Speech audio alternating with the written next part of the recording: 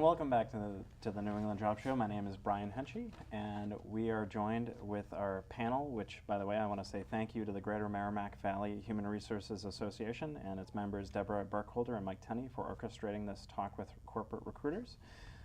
David Hausman, immediately to my right, has over 30 years experience in human resources, most recently with BAE Systems and DRS Defense Solutions. He is the recipient of a BAE Systems HR Excellence Award program for a program he developed in behavior-based interviewing. David holds a bachelor's degree in history from High Point University, and last year David was caught in a layoff from BAE, so he has a thorough appreciation for the challenges job seekers face. Lisa Weingarten, second from my right, has over 30 years experience. I'm Cynthia Wright. Excuse me. Cynthia Wright, second from my right, is the author of 366 Tips for a Successful Job Search, available through Amazon or Barnes & Noble. She has over 15 years experience as a recruiter in defense software, telecommunications, and manufacturing, as well as other industries. Cynthia has also been a career columnist on several websites, as well as the national New Hampshire-based newspaper, The Telegraph. She holds a Bachelor of Science degree in marketing from Rutgers and a master's certificate in human resources from Southern New Hampshire University.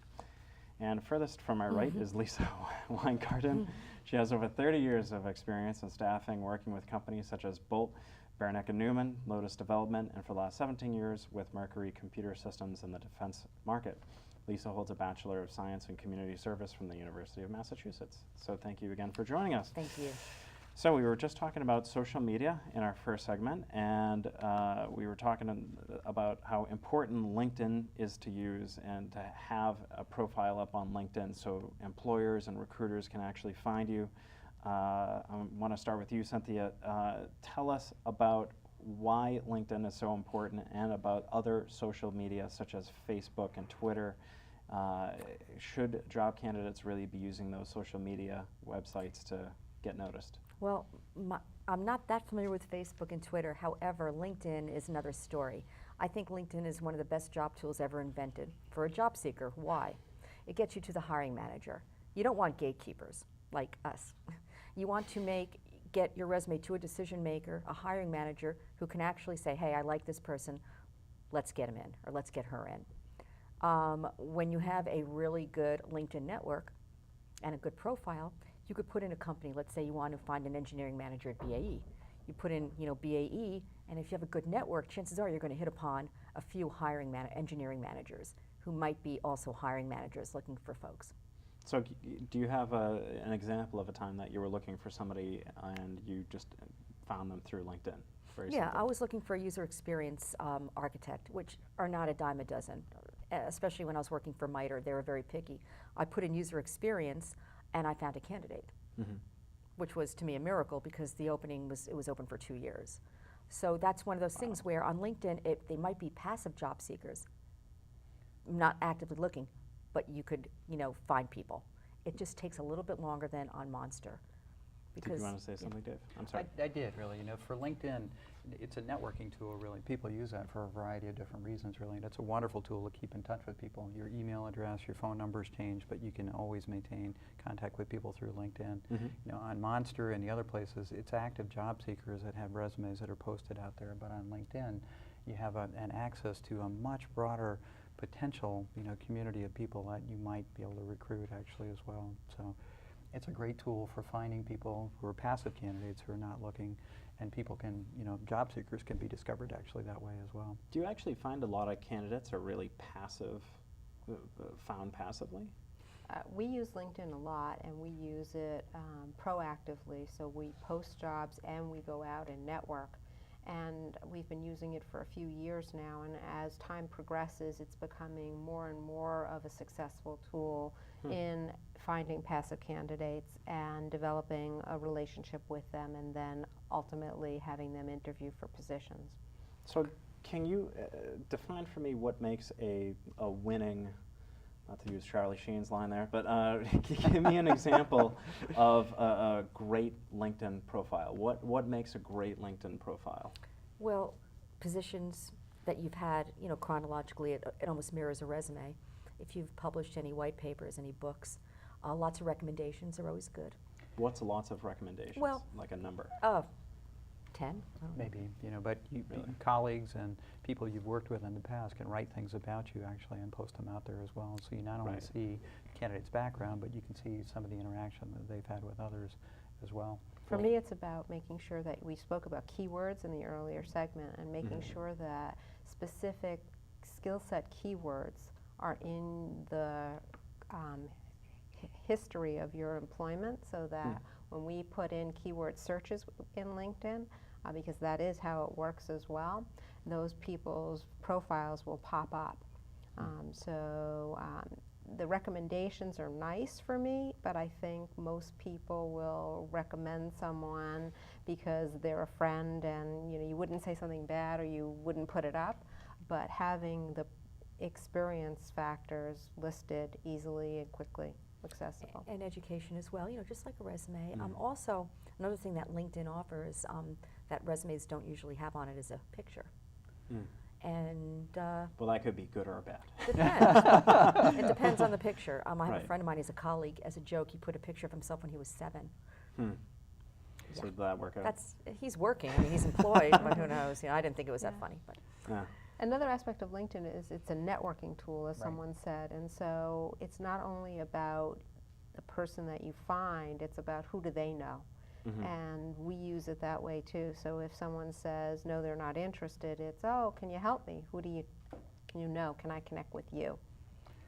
There are also, a whole range of different groups that you can be a participant in actually as well. So we Absolutely. search, different organizations or groups that have, and find candidates through that actually as well. I So join groups, and if you don't see a group that is relevant to what you do, you can make one. You could create a group. It is amazing because I can say from the job seeker point of view, it's almost completely overwhelming between Facebook, Twitter, LinkedIn. There are all these different sites to be on and to be active in groups, and so it can be really overwhelming. But I can say that one of my friends, I was just talking with her last night, she called up a bunch of her former colleagues and said, would you mind giving me a review on LinkedIn? And so she did that. And a company found her, called her up, and then offered her a job. So she Beautiful. actually just, I think, finished her second week Well, that's recently. LinkedIn at its finest, company. and that's Yeah. how it's supposed to work. Yeah. But another thing is, if you're interviewing at a company and you know who the interviewers are, you could go onto LinkedIn to check Right. to You can see, do research. you have folks in common? Do you have Right. hobbies or companies in common? You never know. So let's. just one more thing, Sure, back Dave. to Cynthia's earlier comment really too about getting around the recruiting people. We are screening resumes and then giving those that we think are matches to the hiring managers. So if you can go directly to the hiring manager, you've kind of avoided a screen actually as well. So that's the comment that Cynthia was making That's before. exactly right. Well, another issue is, other than the virtual meeting, what about face-to-face meeting? Like, two things. One is when people go to job fairs and they meet potential hiring companies through that. And also doing go actually to that company and say, my name is Brian Henchy, I would like to work for you. What about those two situations? Do employers generally, do you see that job fairs are actually really useful nowadays? They're okay. Yeah, they work actually too. I met Cynthia I had attended a job fair and one of her recruiters was there and was rather pregnant at the time, I think. And so they were looking for a recruiter and I happened to interact with the company, which got me an opportunity to go and talk and learn more about Mercury Computers really as well. So I mean, you can find jobs through almost any of these sources that we've talked about really.